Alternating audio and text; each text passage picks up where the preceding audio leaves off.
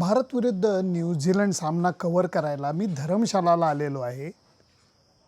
होय, होय, होय. मला कळतंय, की काय विचित्र फ्रेम लावली आहे मी. माझा चेहरा नीट दिसत नाहीये. जरा फिरवू का?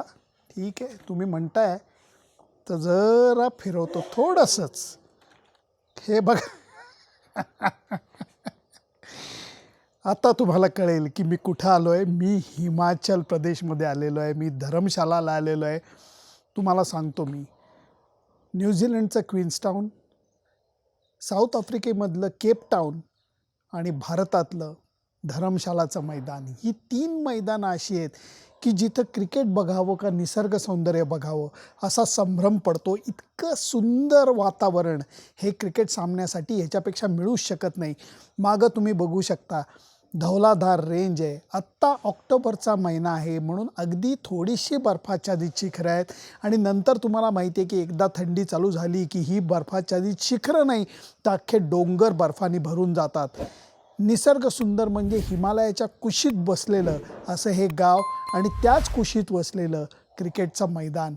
म्हणून इथं येऊन सामना कव्हर करणं हे म्हणजे मला क्रिकेट टुरिझम वाटतं. कधी-कधी मला स्वतःचाच हेवा वाटतो, की अरे काय आपलं प्रोफेशन आहे. कुठं-कुठं आपल्याला फिरायला मिळतं काय छान जागी. आणि ते सुद्धा तुम्ही बघा, मी एका छान एअरबीएनबीच्या बंगल्यात राहिलेलो आहे.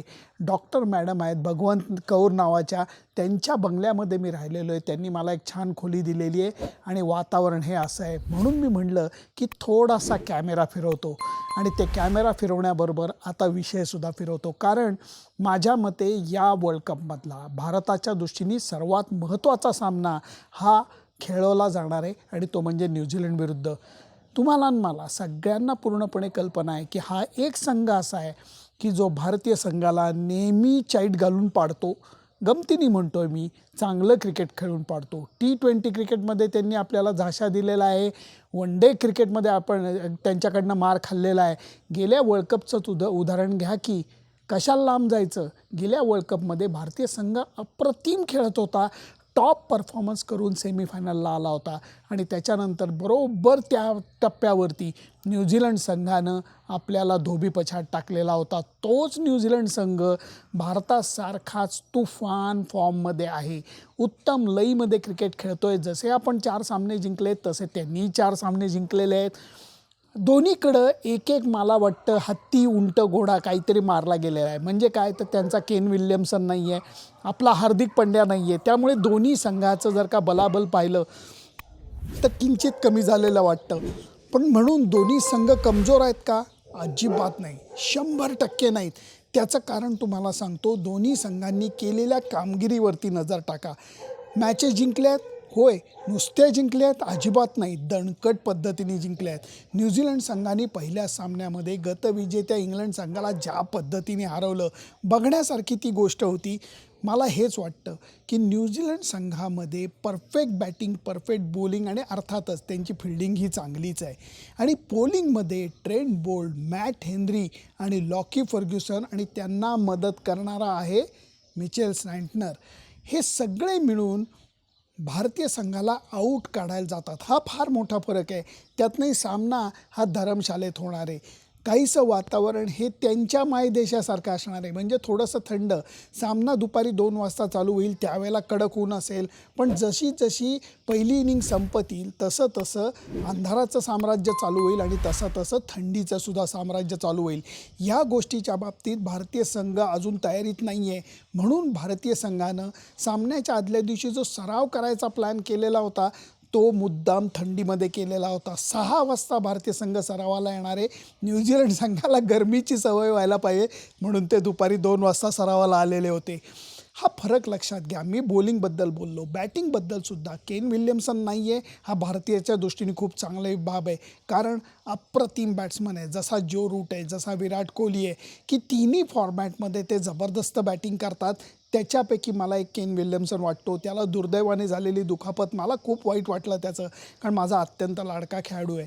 पण त्याच्या अनुपस्थितीमध्ये टॉम लॅथम ज्या पद्धतीची लीडरशिप दाखवतोय ना, जगभरातले सगळे माजी खेळाडू जे कॉमेंट्री करायला आलेत सगळेजण त्याचं कौतुक करतायत. त्याला म्हणतायत की किती चाणाक्ष कॅप्टन आहे, कसा हा बरोबर गोलंदाजीत बदल करतो, कसा हा योग्य वेळेला योग्य ठिकाणी फिल्डर हलवतो. आणि त्याचबरोबर एकदा जेव्हा संघ अडचणीत आलेला होता तेव्हा ह्याच टॉम लॅथमनी अप्रतिम 70 धावांच्या आसपासची खेळी करून संघाला अडचणीतनं बाहेर काढलेलं होतं. म्हणून टॉम लॅथमला आपण कमी लेखू शकत नाही, ना न्यूझीलंड संघाला कमी लेखतो. त्याचं कारण सुरुवातीपासून जर का तुम्ही पाहिलं तर सुरुवातीला येणारा डेव्हन कॉनवे अप्रतिम बॅटिंग करतो आहे. मिचेल नंतर खाली येणारे बॅट्समन, मग फिलिप्स असू देत, टॉम लॅथम असू देत, हे सगळेजणं अप्रतिम बॅटिंग करत आहेत. डेरेल मिचेल हा गेले 1-1.5 वर्ष तुफान फॉर्ममध्ये बॅटिंग करतो आहे. त्यांच्या बॅटिंगची अजून एक वैशिष्ट्य म्हणजे त्यांचे ऑलराऊंडर्स जे खालपर्यंत काही ना काहीतरी बॅटिंग करू शकतात. ग्लेन फिलिप्ससारखा एक टोलेबाज बॅट्समनसुद्धा त्यांच्याकडे आहे. म्हणून न्यूझीलंडचा संघ केन विल्यमसन विनासुद्धा मला अत्यंत सक्षम आणि चांगला वाटतो. भारतीय संघाबद्दल बोलूया. अर्थातच हार्दिक पांड्या नसल्याचा तोटा हा सहन करायला लागणार आहे. त्याच्यामध्ये मला वाटतं एक महत्त्वाचा निर्णय घ्यायला लागणार आहे की प्युअर बॅट्समन घ्यायचा, प्युअर बॉलर घ्यायचा का ऑलराऊंडर अश्विनचा पर्याय निवडायचा. विकेट अजून बघितलेलं गेलेलं आहे, पण ते विकेट या उन्हामुळे किती बदलतं. मला वाटतं की भारतीय संघाच्या दृष्टीने जर का विचार केला तर या विकेटला गवत ठेवलं जाणार नाही, कारण फास्ट बॉलरला मदत होईल असं विकेट ठेवायची काहीच गरज नाही आहे. एक तर वन डे क्रिकेट आहे, दुसरी भारताची मॅच आहे, त्यामुळे इथल्या ग्राउंडचं विकेट हे मला तरी असं वाटतं की जास्त फास्ट बॉलिंगला मदत करणार नाही, बॅटिंग विकेट केलं जाईल. आणि त्यामुळे भारतीय संघाला चांगली बॅटिंगची जी संधी आहे ती कायम राहील. महत्त्वाची गोष्ट ही राहणार आहे की जे मी नेहमी म्हणतो, Shaheen Shah Afridi, Trent Boult, Mitchell Starc हे 3 बॉलर असे आहेत जे ओव्हर द विकेट टाकतात, हवेत बॉल बाहेर काढतात, टप्पा पडून आत आणतात. ट्रेंट बोल्टची ही खासियत आहे. आणि जी गोष्ट पाकिस्तानच्या बाबतीत आहे तीच काही प्रमाणात न्यूझीलंडच्या बाबतीत मला वाटते. म्हणजे काय तर जर शाहीन शाह आफ्रिदीला पहिल्या टप्प्यामध्ये पहिल्या स्पेलमध्ये विकेट मिळाली नाही तर त्याचा दुष्परिणाम हा पाकिस्तान संघाला सहन करायला लागतो. तीच गोष्ट मला असं वाटतं ट्रेंट बोल्टच्या बाबतीत आहे. ट्रेंट बोल्टला जर का पहिल्या स्पेलमध्ये आपण विकेट दिली नाही तर न्यूझीलंड संघ हा अडखळू शकतो. ही गोष्ट लक्षात घेतली पाहिजे. म्हणून मी म्हणेन की सुरुवातीच्या काळामध्ये जे आपले फलंदाज तुफान फॉर्ममध्ये आहेत त्यांना थोडासा पहिला स्पेल जो नवीन बॉल आहे तो फक्त खेळून काढायला लागेल आणि नंतर मला वाटतं आपण व्यवस्थित बॅटिंग करू शकतो.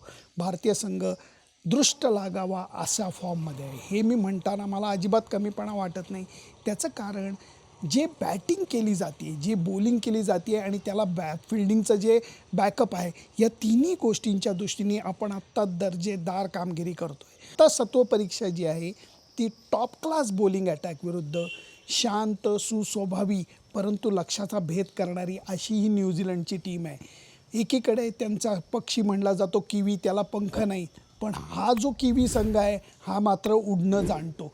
त्यामुळे या संघाला तुम्हाला सर्वोत्तम क्रिकेट खेळूनच हरवायला लागेल. माझा अंदाज जर का विचारला तर कदाचित या मॅचसाठी शमीचा सहभाग होऊ शकतो आणि अश्विनचा सुद्धा सहभाग होऊ शकतो, कदाचित. त्याचं कारण एक तर हार्दिक पांड्या नाही, त्याची जागा कुणीतरी घेईल आणि कदाचित सिराजला थोडीशी विश्रांती देऊन शमीचा सहभाग होऊ शकतो. हे बदल केले गेले तर आश्चर्य वाटायचं कारण नाही, कारण या बदलांमुळे मला वाटतं भारतीय संघ अजून मजबूतच होईल. हार्दिक पांड्या अजून 1 आठवडा क्रिकेट खेळू शकणार नाही आहे, त्यामुळे तो आत्ता नाही आहे. कदाचित लखनौचा सामनासुद्धा तो खेळू शकणार नाही. याचा विचार करून भारतीय संघाला पुढची रणनीती आखायला लागेल. हे विकेट असं आहे की जिथे रन्स होणार आहेत, जिथे विकेट पण जाणार आहेत, कारण ह्याच ग्राउंडवरती अफगाणिस्ताननी बरोबर इंग्लंडला पराभवाचा धक्का दिलेला होता. त्यामुळे या विकेटवरती थोडेसे स्पिनरचासुद्धा बोलबाला राहतो, कारण बॉल थोडासा स्किट होतो. इथली माती जी आहे ती चिकण मातीसारखी माती आहे, त्यामुळे इथनं बॉल स्किट व्हायची शक्यता आहे. त्याचा फायदा रवींद्र जडेजा आणि कुलदीप यादवला होऊ शकतो. अर्थात समोरच्या बाजूला मिचेल सँटनर आहे, त्यालासुद्धा होऊ शकतो. पण आत्ताच्या घडीला भारतीय बॅट्समन ज्या लयीत आहेत त्याचा विचार करतात ते स्पिनरला भीक घालतील असं मला वाटत नाही. अर्थात मिचेल सँटनर हा अनुभवीन दर्जेदार बॉलर आहे, मी अजिबात नाकारत नाही आहे. त्यामुळे मला वाटतं लीग फेजमधला भारताच्या दृष्टीनेचा हा सर्वात महत्त्वाचा सामना आहे.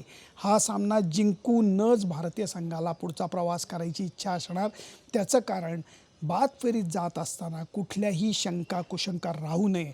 आपण कुठल्या संघाला 2 हात करू शकतो, आपण कुठल्या संघाची 2 हात नाही करू शकत, याचा विचार करण्याची गोष्ट उरणार नाही. आणि त्यामुळे मला वाटतं हा सामना रंगणार आहे.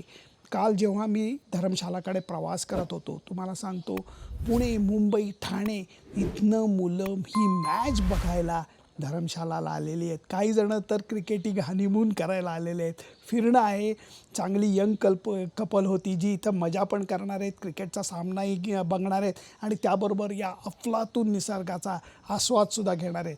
त्यामुळे हे जे मैदान आहे, या मैदानावरती भारताचा एकमेव सामना असल्यामुळे हे मैदान सामन्याच्या दिवशी भरेल या बाबतीत माझ्या मनात शंका नाही. शहरात त्या मानाने तसं हे धर्मशाला छोटं शहर आहे. या शहराच्या बऱ्यापैकी मध्यभागी असं हे ग्राउंड आहे, त्यामुळे लोक चालतसुद्धा सहजी पोहोचू शकतात आणि त्याचा सगळ्याचा फायदा घेऊन लोक इथे क्रिकेटचा आनंद घेणार आहेत, निसर्गाचा आनंद घेणार आहेत. मला वाटतं आपणही त्याच्याच तयारीला लागूयात, कारण असं ग्राउंड आणि अशा ग्राउंडवरती असा महत्त्वाचा सामना म्हणजे एकदम दुग्धशर्करा योग आहे. तुम्हाला काय वाटतं? तुम्हाला काय वाटतं हार्दिक पंड्याची जागा कोण घेईल? तुम्हाला काय वाटतं शमी खेळेल का? आणि केन विल्यमसन नसल्याचा तोटा हा न्यूझीलंडच्या संघाला किती मोठ्या प्रमाणात सहन करायला लागेल? तुम्ही तुमची मतं जरूर नोंदवा. फक्त नेहमीची विनंती, माझं फेसबुक पेज, माझं यूट्यूब चॅनल, माझं इंस्टाग्राम लाईक, शेअर आणि सबस्क्राईब करायला विसरू नका. अर्थातच आता मी 80,000 सबस्क्रायबरच्या टप्प्याच्या जस्ट अलीकडे आहे. मस्त प्रवास चालू आहे. तुमच्या कॉमेंट्स मी वाचतो आहे. भरभरून प्रतिसाद तुम्ही देताय त्याबद्दल धन्यवाद. फक्त हा प्रतिसाद असाच चालू राहू देत. Bye bye.